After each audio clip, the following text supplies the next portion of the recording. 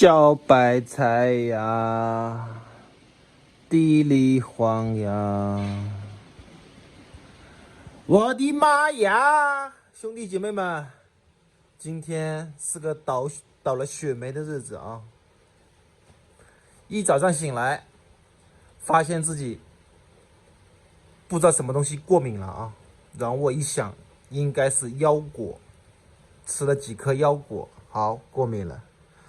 嘴巴都肿了，也不给你们看了，手上全是小痘痘，太倒霉了。第二件事啊，就是今天差一丢丢就没有开张，但是呢，好歹开了，开了多少米，你们做梦都不敢想，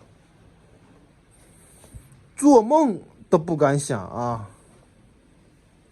卖了39米。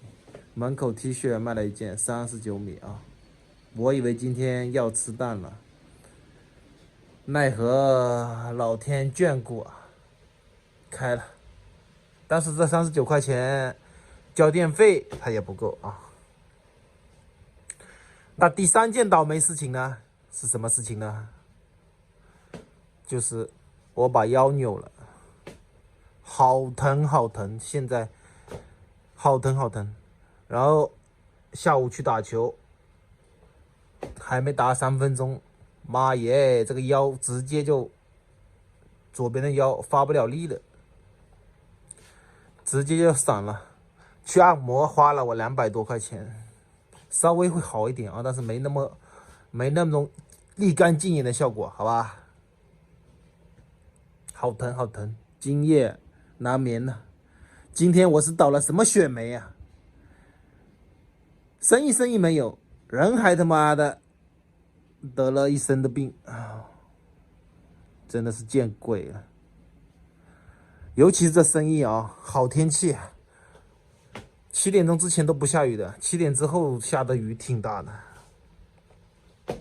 现在是秋款不动，夏款也不动啊。昨天就没业绩，昨天就干了1000块钱，今天直接39米啊。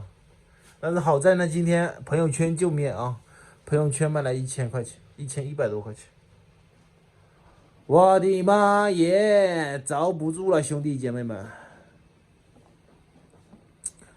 这些秋款暂时夏款暂时不收啊，过2天吧，过2天等我腰好一点了，给大家清货啊，清货，遭不住了。